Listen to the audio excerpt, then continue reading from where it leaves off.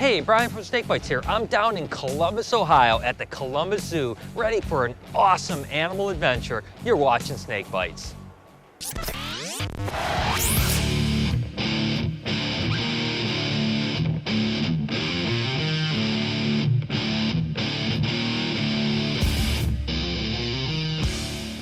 So you guys know that I'm a snake guy. But the truth is, I always tell people that I'm more of an animal guy. I love all animals. So I'm heading down to the Columbus Zoo to meet up with some friends and just play with some really outrageously cool animals. I have a feeling we're going to start with baby cheetahs. In the early 1900s, it was estimated that there was approximately 100,000 cheetahs in the wild. What is the current estimate for wild populations? A, 30 to 40,000, B, 15 to 25,000, or C, 9 to 12,000. Go ahead and answer in the comments down below and check back later in the show to see if you've got the right answer. For this week's Reptile Report, we're going to be highlighting Rapashi forums. Go ahead and check out the URL down below or click on the link in the description. So I'm down here in Columbus and I gotta tell you, I'm playing with some of the coolest little animals in the world. They happen to be little baby cheetahs. These guys are about 2.5 months old, and I'll tell you guys, my favorite of the cat family. Now these happen to be the smallest of the large cat animals, and what makes them really interesting is that they're the largest cat that can still purr. And there's a few really interesting facts about them. They actually have claws that don't retract, and they're little feisty little guys. Again, these guys are only 2.5 months old, and they have a really interesting bond. They typically will stay together for at least 12 to 14 months before heading off on their own. And as you can see, they certainly do like to play. Now, cheetahs are typically pretty skittish animals, and actually in captivity, they weren't really bred too often, but now they're doing something really interesting. And that's with raising them with little dogs, typically little labs. And for whatever reason, those dogs make them feel a little bit more safe. And you can see that they're not nearly as skittish as normal. But these guys are actually pretty endangered. Believe it or not, there's only about 10,000 animals left in the wild, which is really scary. But the more important thing is the fact that their gene pool is very concentrated, and the inbreeding with these animals can really be an issue even in the wild. So it's so important for conservation to keep these guys around for a long time. Now, everyone's always heard about cheetahs and their dots. Believe it or not, there's a mutation out there that's called a king cheetah. So instead of having the little dots on them, they have big black stripes on them. And just like my snake mutation, it's a recessive mutation. And again, that goes back to a lot of the inbreeding. Although the king cheetahs are still really rare animals. Well, look at how adorable this little guy is. Now, cheetahs typically climb up to the highest point to go to the bathroom, so the fact that they climb on me a little bit might be a little bit of an issue. But I tell you what, if the worst thing that happens today is I get pooped on by a cheetah, I'll feel pretty lucky. Oh my gosh. He is so cute. Their tongues are so rough, like little sandpaper. It's so cute. Now, cheetahs are built for speed. These guys are the fastest land animal. Believe it or not, they can run 70 to 75 miles an hour. They can go from 0 to 60 in 3 seconds. And their lung capacity is built just for that speed. Believe it or not, the respiration starts at 60 breaths per minute and goes up to 150 during a fast run. Now, they're only going to keep it up for about a half a mile, and then they run out of energy. But even their tails are built for speed. Instead of being completely circular, they're more oval, so they can use them as a rudder. Tell you what, this animal has totally adapted for speed, as you can see.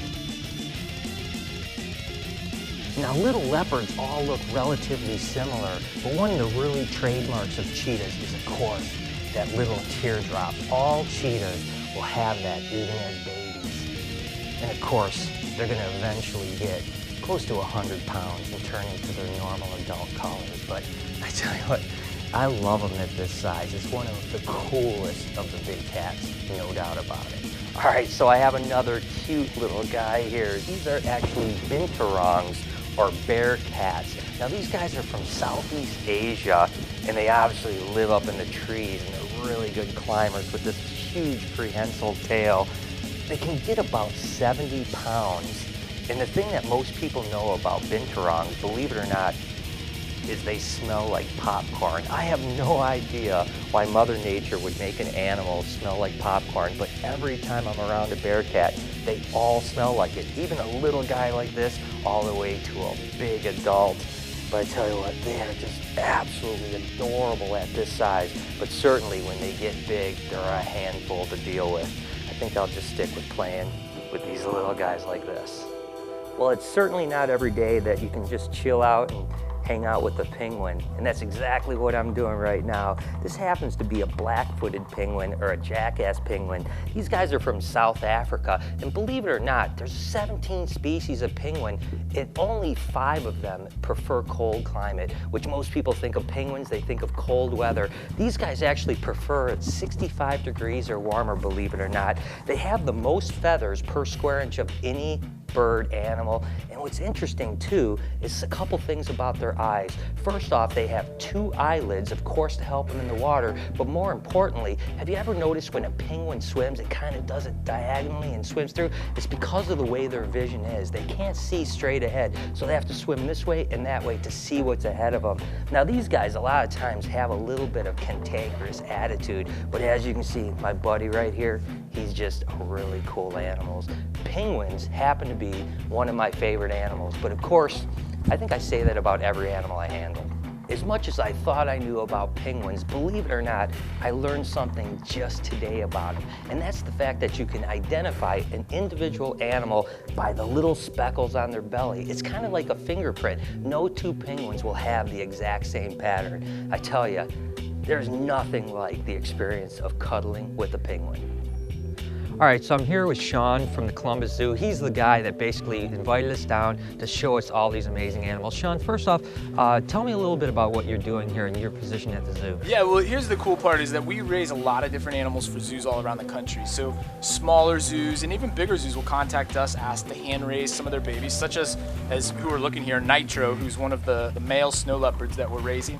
We'll raise them here and use them in an education program. Take these animals out amongst the public, talk to them about them. A lot of conservation messages, especially even with snow leopards. But we'll talk about conservation and just get people sort of interested back in animals and learn about a lot of the conservation stories that we have with some of these animals that most people won't even ever get to see.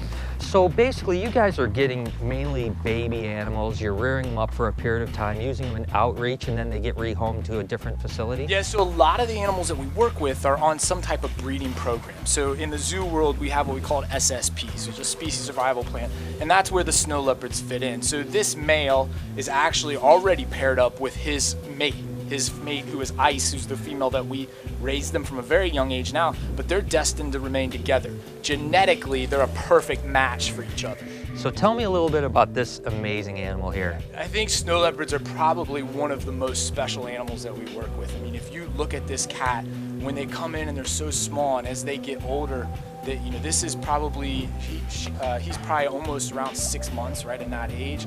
Wow. Not full grown. This is right. A cat that's going to be anywhere between 100 and 120 pounds. Really? But here's the cool part. This is probably one of our top 3 most endangered cats in the world today.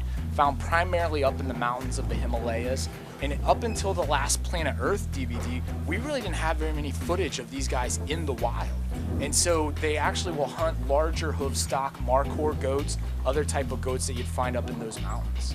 I tell you what, the thing that impresses me are 2 things, this huge tail and those amazingly big paws. So what do they use those for? Well, here's the thing. So this is a mountain cat. This is a cat that's gonna primarily be up in the ice and cold and snow. So those paws are always gonna be big no matter what size this cat is. Those pads also, if you look at it, have actually the hair underneath the pads too. Right. So when they're up in that snowy climate, they're not dealing with frostbite.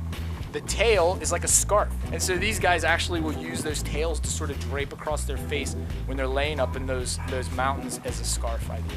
Well, I tell you what, this has been an amazing experience. I can't wait to see what else we're gonna see. Thanks, Sean.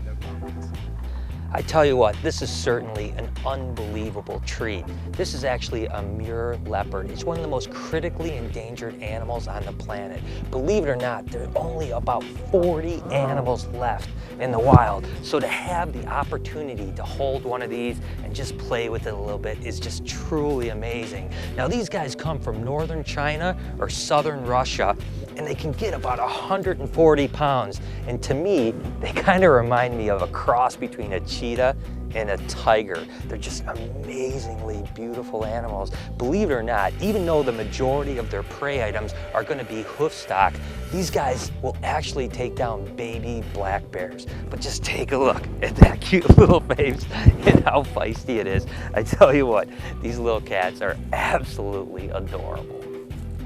Believe it or not, this is an extremely important animal at the zoo. Its name is Carlisle, and it's been raised around cheetahs. Again, I talked earlier about how dogs can have a calming effect on some cats. So Carlisle happens to be the one animal that's always around these cats, and you can see how it plays amazingly gently with those animals. So this may be a pretty common dog, but here it's a superstar. It's been an amazing adventure down here at the Columbus Zoo. I hope you guys have enjoyed it as much as I have. I tell you what, this has been one incredible experience. In the early 1900s, it was estimated that there was 100,000 cheetahs in the wild. What is the current estimated wild population? If you said C, 9 to 12,000, you were 100% correct. Good job. If you want to save your reptiles, get serious, get ZooMed. To check out all their product line, visit zoomed.com. All right, guys, I really like going to the zoo. I think it's a lot of fun. Brian and Josh just got back from the Australia Zoo, which I bet was a total blast. Now, I really want to go to the San Diego Zoo. I think it'd be a lot of fun. I want to know, what's your favorite zoo to go to, or where do you wish you could go? Leave a comment below and let us know. So there it is. I hope you guys enjoyed the show. What an amazing time playing with all those cool animals. I'm still freaking out about those cute little cheetahs. And as always, I was tweeting and Facebooking my way through it. So if you want to follow any of my animal adventures, just hit me up over at SnakeBytesTV. Until next week, you've been watching Snake Bites. Hey, come here. Come here. Yes. Good. Now you're gonna go, hey, don't you have sex with me? Oh! Just don't deposit any poop on me.